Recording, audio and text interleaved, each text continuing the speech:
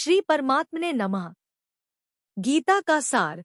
गीता का सार, अध्याय 9 श्लोक 32। भगवान सबके हैं, न कोई छोटा न कोई बड़ा। नमस्कार मित्रों, आपका स्वागत है गीता का सार बाय जगत का सार में, जहां हम हर दिन श्रीमद् भगवद गीता के एक श्लोक का सार, अर्थ और गूढ़ भाव आपके साथ साझा करते हैं। कृपया इस दिव्य ज्ञान को अधूरा न सुनें, क्योंकि इससे गीता जी का अनादर हो सकता है। यदि आपके पास समय कम है तो आप शुरुआत में ही छोड़ सकते हैं। हम यह भगवान बुरा नहीं मानेंगे, लेकिन अगर आप पूरा सुनते हैं तो शायद जीवन की कोई गुत्थी सुलझ जाए। रीकैप। कल का श्लोक, चैप्टर 9 श्लोक 30। कल हमने जाना कि अगर कोई अत्यंत पापी भी भगवान की सच्ची और एकनिष्ठ भक्ति करता है तो वह साधु कहलाने योग्य है। भगवान हमारे अतीत को नहीं, हमारे वर्तमान संकल्प और नियत को देखते हैं। टुडेज श्लोक, चैप्टर 9 श्लोक 32। मां ही पार्थ व्यपाश्रित्य येपि स्युः पाप्योनय। स्त्रियों वैश्यास्तथा शूद्रास्तेपि यान्ति परां गतिम्। भावार्थ, हे पार्थ, जो लोग पाप्योनी कर्मवश निचले कुल में जन्मे, जैसे स्त्रियां, वैश्य और शूद्र भी यदि मेरी शरण ग्रहण करते हैं तो वे भी परमगति को प्राप्त करते हैं। टुडेज लर्निंग बटा ज्ञान। भगवान के लिए कोई छोटा बड़ा नहीं, जन्म से कोई नीच या उच्च नहीं होता। भक्ति ही सबका आधार है। सबको अवसर है, चाहे जीवन में जितनी भी कठिनाइयां रही हों। यदि मन में सच्ची भक्ति है तो मोक्ष की राह खुल जाती है। गीता है समता का पाठ। गीता जात पात, वर्ग विभाजन से परे जाती है और एक सर्वसमावेशी जीवन का संदेश देती है। लेसन। आज से हम किसी को भी उनके जन्म, जाति या पेशे से नहीं आंकेंगे, हम उनके कर्म और भक्ति को देखेंगे। यही गीता का संदेश है। श्री हरि बोलो। ग्रंथराज श्रीमद् भगवद गीता जी की जय। गीता सुगीता कर्तव्या किमन्यः शास्त्र विस्तरया, या स्वयं पद्मनाभस्य मुख पद्माद्विनयः श्रिता। अथ ध्यानम्। शांताकारं भुजग शयनं पद्मनाभं सुरेशं विश्व आधारं गगन सदृशं मेघवर्णं शुभांगम। लक्ष्मीकांत कमल नयन योगिभिः ध्यान गम्यं वंदे विष्णु भव भयहरं सर्व लोकैकनाथम्। यं ब्रह्मा वरुणेन्द्र रुद्रमृतः स्तुन्वन्ति दिव्यैः स्तवैर्वेदैः सांग पद क्रमोपनिषदे गायन्ति यं सामगाः। ध्यान अवस्थित तद्गतेन मनसा पश्यन्ति यं योगिनो यस्यान्तं न विदुः सुर असुरगणा देवाय तस्मै नमः। वसुदेव सुतं देव कंस चाणूरमर्दनम्। देवकी परमानंदम कृष्ण वंदे जगद्गुरुम्।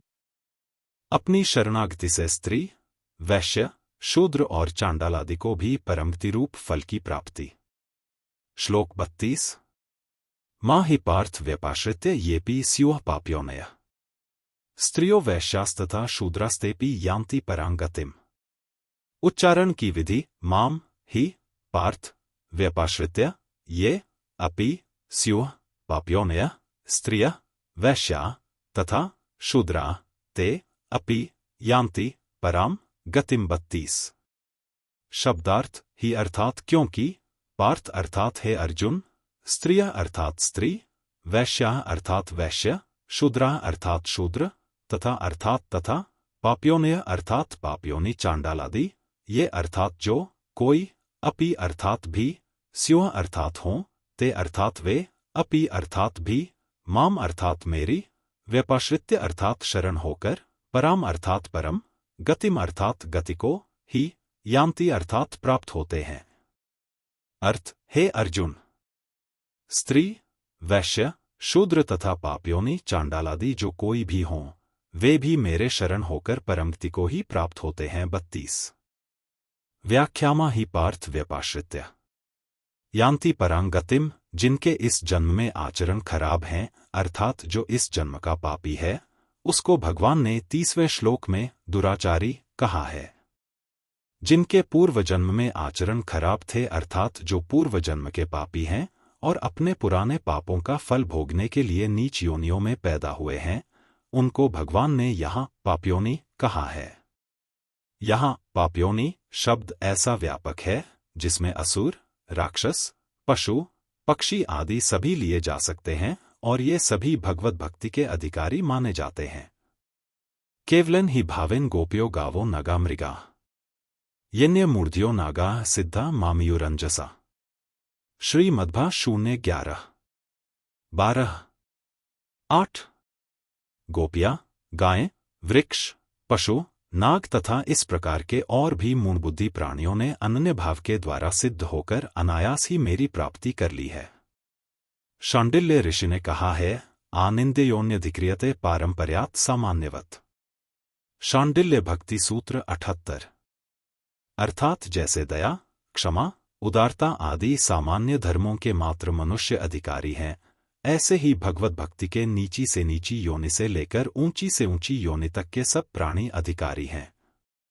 इसका कारण यह है कि मात्र जीव भगवान के अंश होने से भगवान की तरफ चलने में, भगवान की भक्ति करने में, भगवान के सम्मुख होने में अधिकारी नहीं है।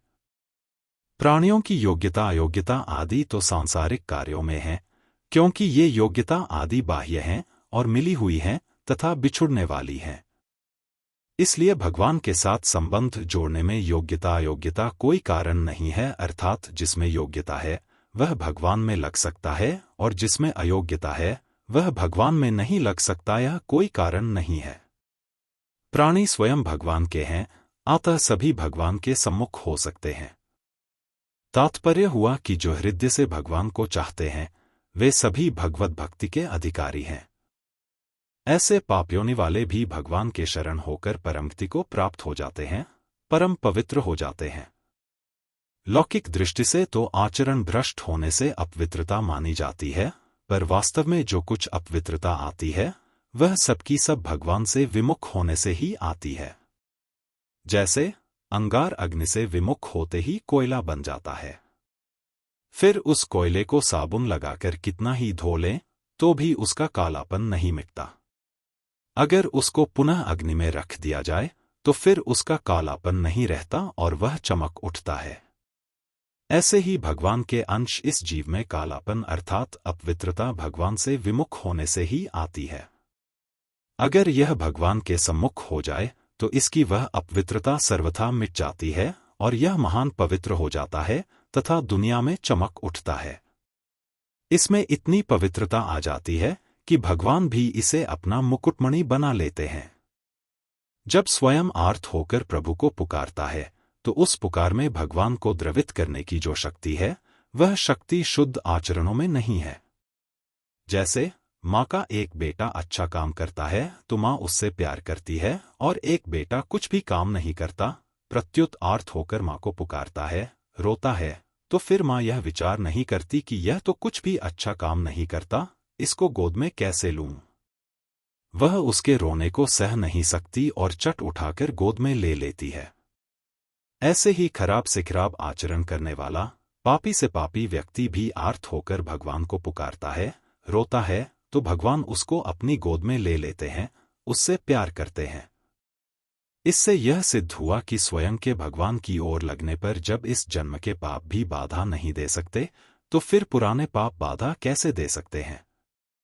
कारण कि पुराने पाप कर्मों का फल जन्म और भोगरूप प्रतिकूल परिस्थिति है, अतः वे भगवान की ओर चलने में बाधा नहीं दे सकते।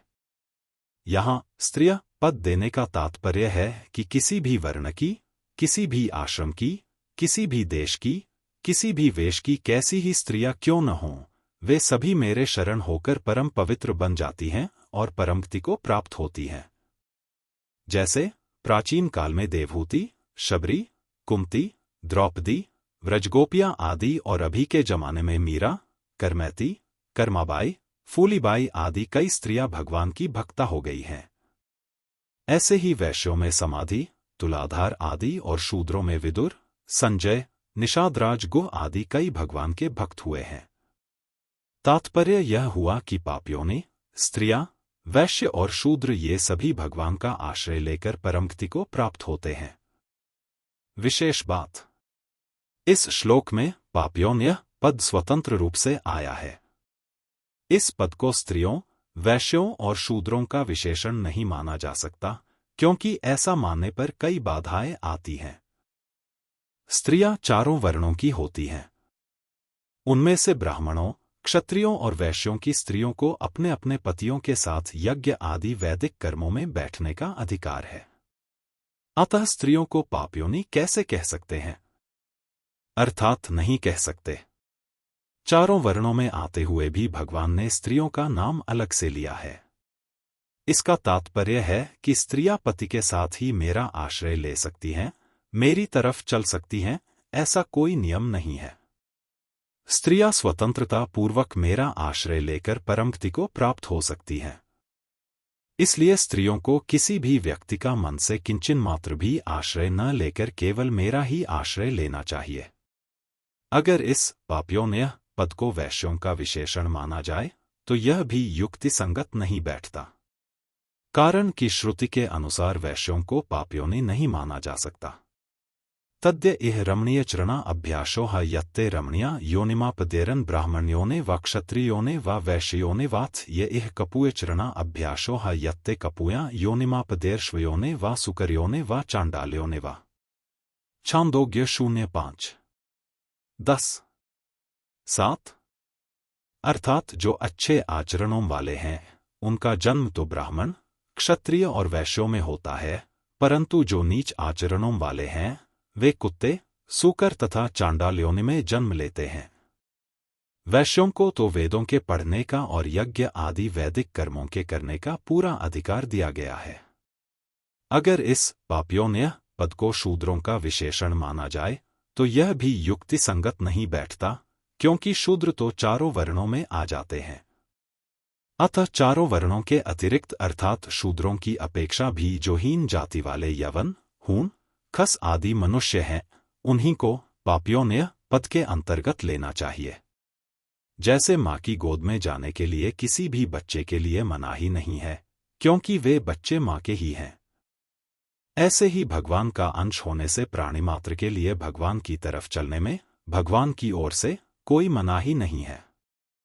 पशु, पक्षी, वृक्ष, लता आदि में भगवान की तरफ चलने की समझ, योग्यता नहीं है, फिर भी पूर्व जन्म के संस्कार से या अन्य किसी कारण से वे भगवान के सम्मुख हो सकते हैं।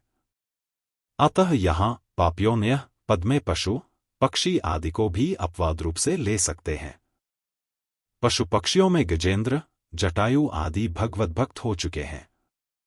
मार्मिक बात, भगवान की तरफ चलने में भाव की प्रधानता होती है, जन्म की नहीं।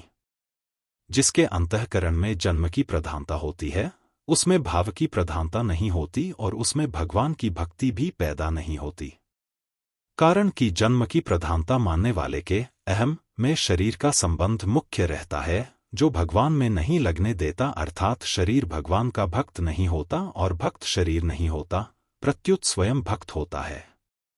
ऐसे ही जीव ब्रह्म को प्राप्त नहीं हो सकता, किंतु ब्रह्मा ही ब्रह्म को प्राप्त होता है, अर्थात ब्रह्म में जीव भाव नहीं होता और जीव भाव में ब्रह्म भाव नहीं होता।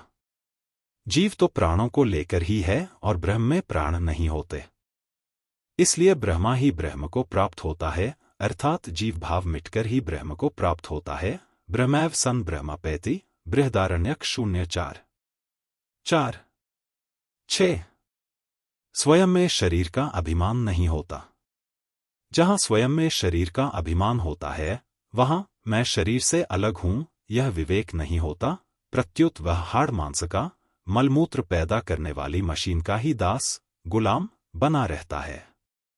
यही अविवेक है, अज्ञान है। इस तरह अविवेक की प्रधानता होने से मनुष्य न तो भक्ति मार्ग में चल सकता है और न ज्ञान मार्ग में ही चल सकता है। अतः शरीर को लेकर जो व्यवहार है वह लौकिक मर्यादा के लिए बहुत आवश्यक है और उस मर्यादा के अनुसार चलना ही चाहिए, परंतु भगवान की तरफ चलने में स्वयं की मुख्यता है, शरीर की नहीं।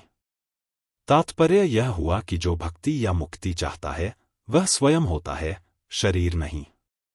यद्यपि तादात्म्य के कारण स्वयं शरीर धारण करता रहता है, परंतु स्वयं कभी भी शरीर नहीं हो सकता और शरीर कभी भी स्वयं नहीं हो सकता। स्वयं स्वयं ही है और शरीर शरीर ही है। स्वयं की परमात्मा के साथ एकता है और शरीर की संसार के साथ एकता है। जब तक शरीर के साथ तादाद में रहता है तब तक वह न भक्ति का और न ज्ञान का ही अधिकारी होता है तथा न संपूर्ण शंकाओं का समाधान ही कर सकता है। वह शरीर का तादाद में मिटता है भाव से। मनुष्य का जब भगवान की तरफ भाव होता है तब शरीर आदि की तरफ उसकी वृत्ति ही नहीं जाती।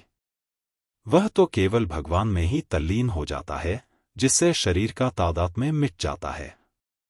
इसलिए उसको विवेक विचार नहीं करना पड़ता और उसमें वर्ण आश्रम आदि की किसी प्रकार की शंका पैदा ही नहीं होती। ऐसे ही विवेक से भी तादाद में मिटता है।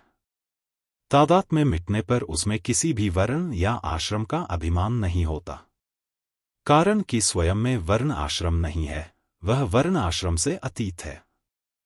परिशिष्ट भाव, जिसमें दूसरे का आश्रय नहीं है, ऐसे अनन्य आश्रय को यहाँ व्यपाश्रय अर्थात विशेष आश्रय कहा गया है।